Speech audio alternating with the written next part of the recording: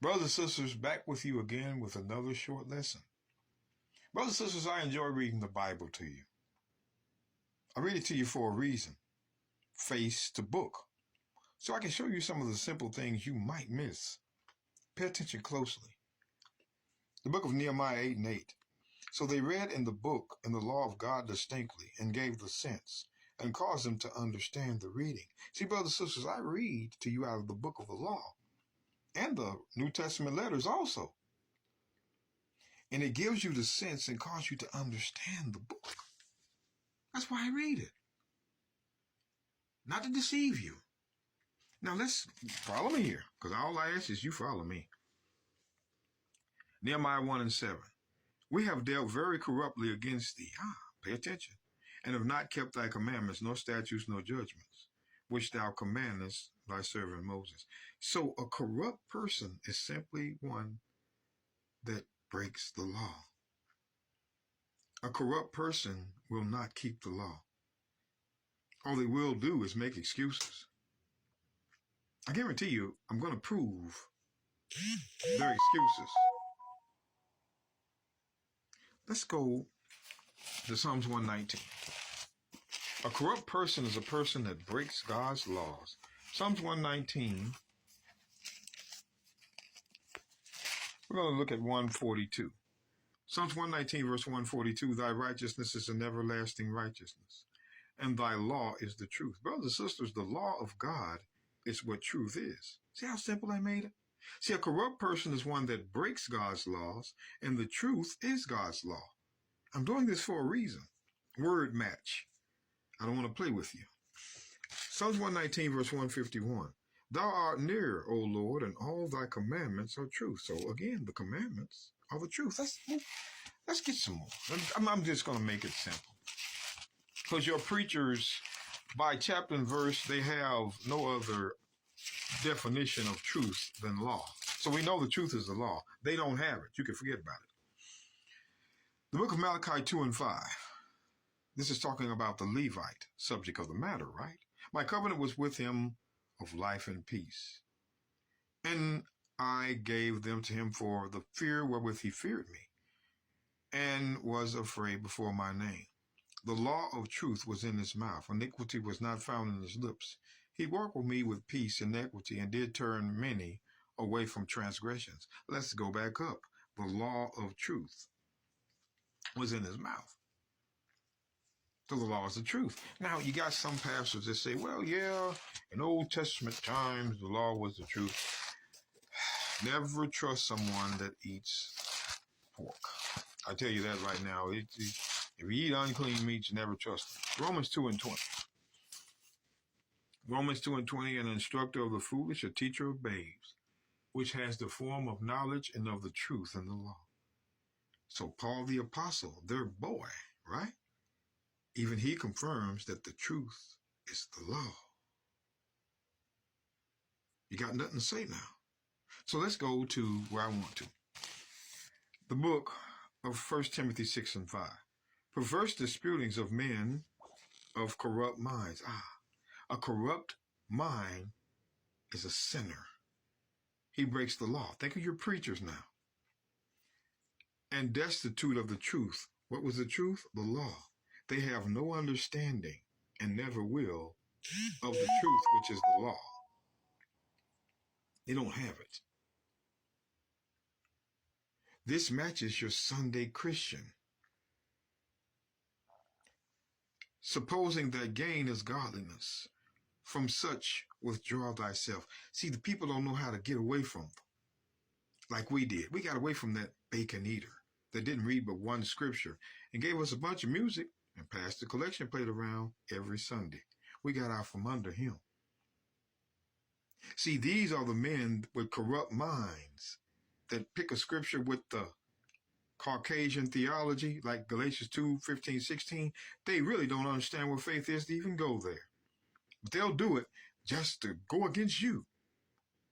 Put their two little scriptures out there. Let me show you something. Supposing gain is godliness. Let's look at this. 1 Peter 4:1. For as much then as Christ hath suffered for us in the flesh, arm yourselves likewise with the same mind. For he that is suffered in the flesh has ceased from sin.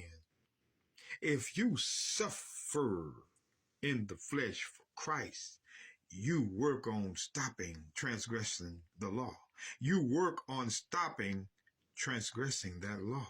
You don't think Christ did it for you. Pay attention. 2 Timothy. 2 Timothy. I'm going to show you guys something. 2 Timothy 2:12. If we suffer, we shall also reign with him. If we deny him, he will also deny us. Wait a minute. So again, if we suffer.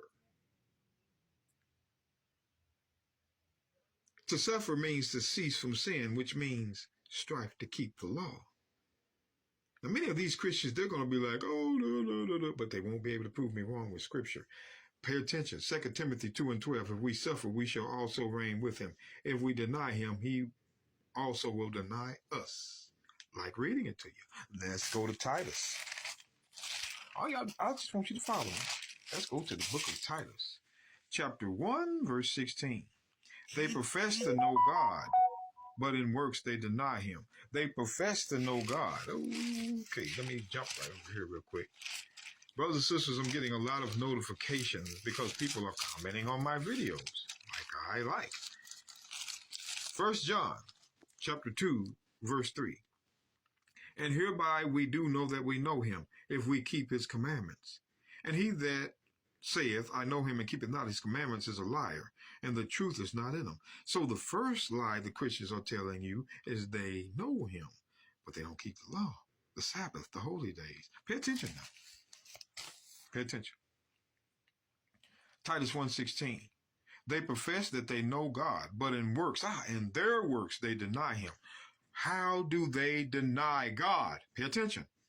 Being abominable and disobedient, and unto every good work reprobate. Wait a minute, what is abominable? Because we got to come back here and break this down. They're not going to break nothing. They're not going to break anything down.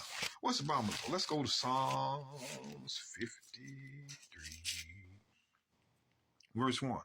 The fool has said in his heart, there is no God.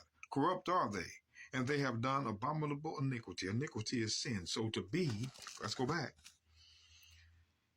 For Titus 1:16, they profess that they know God, but in works they deny him, being abominable. So since they keep Easter, Christmas, Baby Day, Dog Day, all these worships of sin, because they're not biblical, they're abominable. And you deny him by being in sin.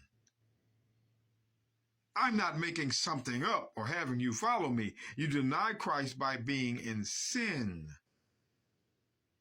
These Christians don't want to suffer for him. But I thought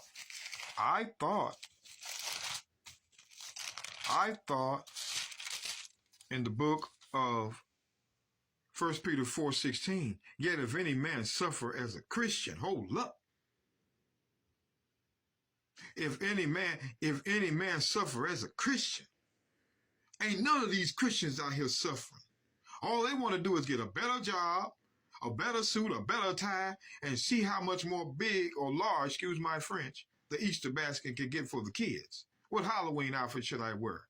Should I be outside for the solar eclipse? Anything of idolatry they go after. Not one pastor stood up against the eclipse. What are we watching this for? Shouldn't we be talking about the Bible? No, they do the same thing that the ungodly do. That's why he says again, 1 Peter 4:1, for as much then as Christ has suffered in the flesh, for us in the flesh, arm yourselves likewise with the same mind. For he that has suffered in the flesh has ceased from sin. If you suffer in your flesh to cease from sin, that means you keeping the law. And it's going to be hard for you to do that. But you are suffering as a Christian. They're not. They haven't put forth any effort. They have fallen for white theology. Oh, you're saved by grace through faith, when Caucasians wasn't even under the law. Wasn't it Rome that destroyed the temple back in Daniel's time? Daniel 8, verse 11 and 12. Their people destroyed the temple, which means they wasn't under the law. But they got the Bible. Our people that trust in that, good luck to you. But don't be mad at us because we won't.